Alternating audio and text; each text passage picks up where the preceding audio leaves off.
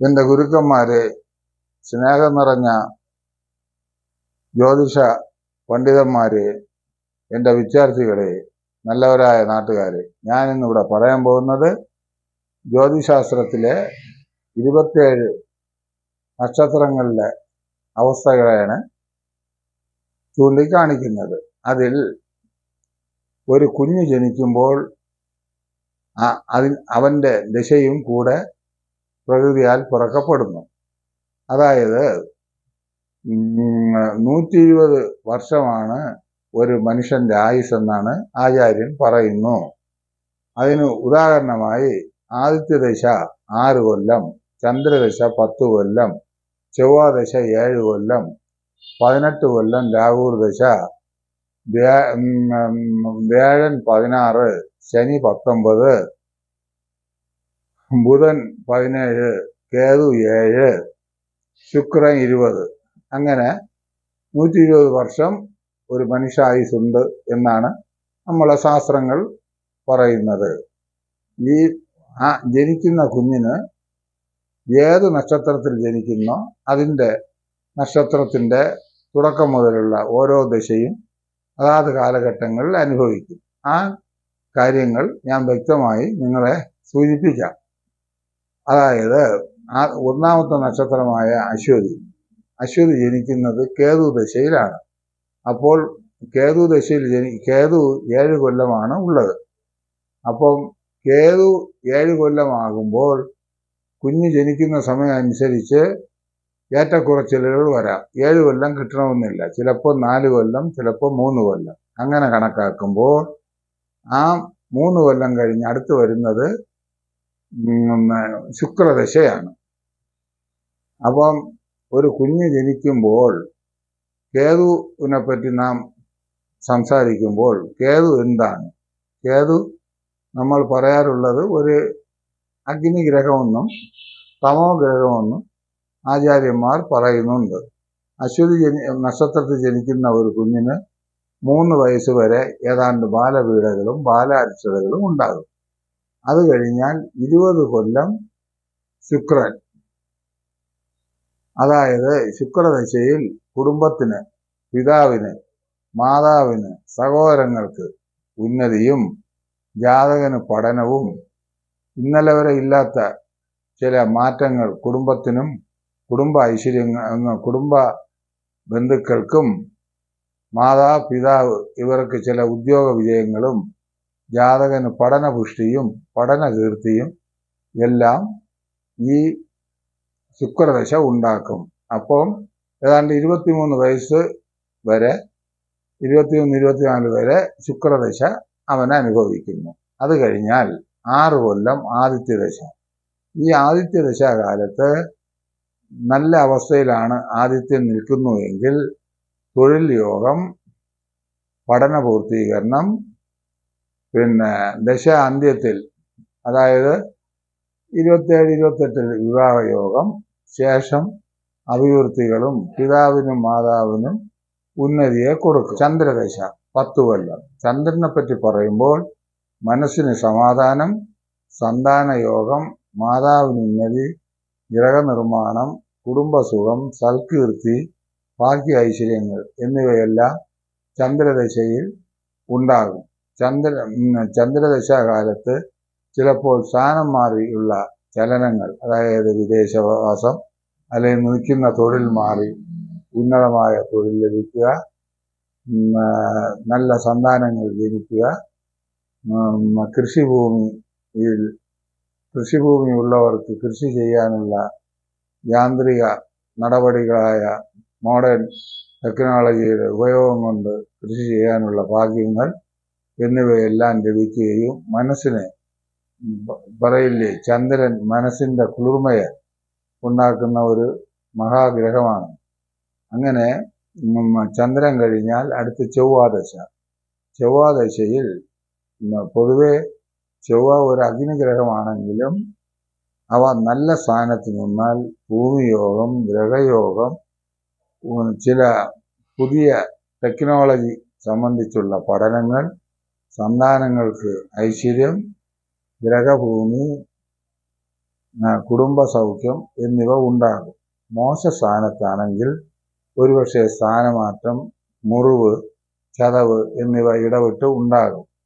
എങ്കിലും ദൈവപ്രീതി വരുത്തി ആ ദശയുടെ ദോഷങ്ങൾ മാറ്റാവുന്നതാണ്. അത് കഴിഞ്ഞാൽ ചൊവ്വ കഴിഞ്ഞാൽ രാഹു ദശ 18 കൊല്ലം. രാഹു പൊതുവെ നമ്മൾ ഒരു തമോഗ്രഹമായി പറയുന്നുവെങ്കിലും കാണപ്പെട്ട ദൈവമാണ് രാഹു, സർപ്പൻ.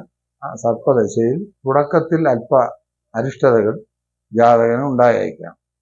പിന്നീട് സുഖവും സന്തോഷവും സൽകീർത്തിയും ഭാഗ്യൈശ്വര്യങ്ങളും വാഹനം, വസ്ത്രം, വച്ചുപൂട്ട്, ഗ്രഹസൗഖ്യം, കുടുംബസൗഖ്യം, വിദേശവാസം, വിദേശത്തുള്ളവർക്ക് സ്വദേശവാസം, സ്വദേശത്തുള്ളവർക്ക് വിദേശവാസം, ഇങ്ങനെ ഒരു മാറ്റങ്ങൾ രാഹുവിന് ഇടവിട്ടുണ്ടായിക്കൊണ്ടിരിക്കും. രാഹു ദശയിൽ സന്താനങ്ങൾക്ക് അഭിവൃദ്ധി ഏറെ കൂടിയിരിക്കും. അതുപോലെ തന്നെ ഈ ശരീരത്തിൽ അവിടെ പുള്ളികൾ, കറുപ്പ്, ഇങ്ങനെയുള്ള അവസ്ഥ, മുഖത്തിൽ പാട്, ഇതെല്ലാം ഉണ്ടാവും. അങ്ങനെ ഉള്ളവരുമുണ്ട്, പൊതുവെ ഇല്ലാത്തവരുമുണ്ട്. എങ്കിലും രാഹുവിന് മന്ദഗതിയിൽ സഞ്ചരിച്ചു പോകുന്ന ഒരവസ്ഥയുള്ളത് കൊണ്ട് ശനിയുമായിട്ട് ബന്ധപ്പെടുത്തിയാണ് ആചാര്യന്മാർ രാഹുവിനെ ചിന്തിക്കാറുള്ളത്. രാഹു ദശയുടെ അനുഭവ സിദ്ധിക്ക് വേണ്ടി സർപ്പരാജാക്കന്മാരെ പൂജിക്കുകയും കുടുംബദേവതയെ പൂജിക്കുകയും മഹാവിഷ്ണുവിന് അതാത് കാലഘട്ടങ്ങളിൽ പാൽപായസം, അർച്ചന, ആരാധന എന്നിവ നടത്തിക്കൊള്ളേണ്ടതാകുന്നു. സർപ്പദശ കഴിഞ്ഞാൽ അടുത്തു വരുന്നത് വേഴദശയാണ്.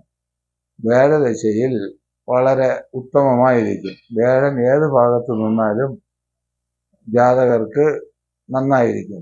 പ്രത്യേകിച്ച് 2, 4, 10, 11 ഈ ഭാവങ്ങളിൽ, 9 ഈ ഭാവങ്ങളിൽ വേഴൻ നിന്നാൽ ജാതകർക്ക് തീർച്ചയായും തൊഴിൽപരമായ ഉന്നതിയും സൽകീർത്തിയും, സന്താനങ്ങൾക്ക് വിവാഹാദി മംഗളകർമ്മങ്ങൾ, ഭാഗ്യ ഐശ്വര്യങ്ങൾ, ധനസമ്പത്ത്, കീർത്തി, ആരോഗ്യം, ആയുസ്, പുഷ്ടി, കുടുംബസൗഖ്യം എന്നിവയെല്ലാം ഉണ്ടാകും. അത് കഴിഞ്ഞാൽ ശനി 19 കൊല്ലം. ശനി എന്ന് കേൾക്കുമ്പം തന്നെ ചിലർ ഭയന്നു പോകും. പക്ഷേ ശനി ജാതകത്തിൽ നല്ല ഭാവങ്ങളിൽ മകരം, കുംഭം, തുലാം രാശികളിൽ നിൽക്കുകയും മറ്റ് സ്ഥാനങ്ങളിൽ നിന്നാലും വ്യാഴന്റെ പൂർണ്ണ ദൃഷ്ടി ഉണ്ടായിരുന്നാലും ശനിക്ക് നല്ല അനുഭവങ്ങൾ തന്നെയായിരിക്കും ഇവർക്ക് നൽകുക. ശനിദശയിൽ തൊഴിൽ മാറ്റങ്ങളും യാന്ത്രിക സംബന്ധിച്ചുള്ള തൊഴിൽ ബന്ധങ്ങൾക്കും ഉത്തമമാകുന്നു. ശനി കഴിഞ്ഞാൽ അടുത്ത് ബുധദശ. ബുധദശയും പൊതുവെ ഉത്തമമായിരിക്കും. പിന്നെ ബുധദശ 17 കൊല്ലം. ബുധദശ എന്ന് പറയുന്നത് തന്നെ മഹാലക്ഷ്മിയാണല്ലോ. ബുധദശ ഏറ്റ ഒരാളിന് ലക്ഷ്മിയുടെ കടാക്ഷവും ഭാഗ്യങ്ങളും ധനപരവും കീർത്തിയും കുടുംബസുഖവും വിദ്യയിൽ വിജയവും ബന്ധുജന ഐശ്വര്യം, അമ്മാവൻ, അപ്പൂപ്പൻ എന്നിവർക്ക് വളരെ കീർത്തിയും കൊടുക്കും. എന്നാൽ 120 കൊല്ലം നാം ഒരു ദശയ്ക്ക് പറയുന്നു എങ്കിലും ചില സന്ധികളിലും ദശ അപകാര ചിത്രങ്ങളിലും ഇവർക്ക് ദോഷങ്ങൾ ഉണ്ടാകാം. ചിലപ്പോൾ അശ്വതി നക്ഷത്രക്കാർക്ക് ശനിദശയിലോ ശനിദശയുടെ അവസാനത്ത് ചില ആപത്തുകളോ തുടക്കത്തിൽ ആപത്തുകളോ ഒക്കെ വന്ന് ഭവിച്ചേക്കാം. പൊതുവെ 120 കൊല്ലം ഉണ്ടെങ്കിലും അവർ ഏറ്റവും ആരോഗ്യമുണ്ടെങ്കിൽ ഉള്ളവർ മാത്രമേ 120 കൊല്ലം ജീവിക്കുകയുള്ളൂ. അല്ലെങ്കിൽ ഇന്നത്തെ കാലഘട്ടത്തിൽ 80-85 വയസ്സിനകത്തായിരിക്കും അവരുടെ അന്ത്യം. ഈ പറഞ്ഞിരിക്കുന്ന ദശകൾ പൊതുവെ നമ്മൾ ഈ ഒരു ജാതകത്തിൽ അശ്വതി നക്ഷത്ര ജാതകർക്ക് പറഞ്ഞിട്ടുള്ള ദശകളാണ്. ഈ ഈ ദശകൾ അതാത് കാലഘട്ടങ്ങളിൽ അവർക്ക് നല്ലതും ചീത്തയും ഉണ്ടാക്കും. നമ്മുടെ ജീവിതത്തിൽ ഈ ദശയുടെ സന്ധികളിലും പുതിയ ദശകൾ തുടങ്ങുമ്പോഴും പല മാറ്റങ്ങളും മനസ്സിന് കുളിർമയും സന്തോഷവും സൽകീർത്തിയും എല്ലാം ഉണ്ടാകും. പൊതുവെ ഇത് ഓരോ നക്ഷത്രങ്ങൾ അടുത്ത് ഭരണി നക്ഷത്രത്തെ പറ്റി അടുത്ത ഭാഗത്ത് പറയാം. അങ്ങനെ നക്ഷത്രങ്ങൾക്ക് ഓരോന്ന് വിധിച്ചിട്ടുണ്ട്. ഞാൻ മുകളിൽ പറഞ്ഞതുപോലെ ഇത് കണക്കാക്കി മനസ്സിൽ വെച്ചോളണം. ആദിത്യൻ 6, അങ്ങനെ ആ പറഞ്ഞ കണക്ക് നിങ്ങളുടെ മനസ്സിലെപ്പോഴും ഇരിക്കണം. അപ്പോൾ നമുക്ക് ഒരാളുടെ ദശകൾ, ഓരോ നക്ഷത്രങ്ങൾ ദശകൾ അടുത്ത് വരുന്നത് ഭരണിയാണ്. ഭരണി ശുക്രദശയിലാണ് ജനിക്കുന്നത്. ശുക്രൻ കഴിഞ്ഞ് ആദിത്യൻ, അങ്ങനെ വരുന്നുണ്ട്. അത് അടുത്ത എപ്പിസോഡിൽ പറയാം. ഇത്രയും പറഞ്ഞുകൊണ്ട് ഞാൻ എൻ്റെ വീഡിയോ താൽക്കാലികമായി നിർത്തിക്കൊള്ളുന്നു.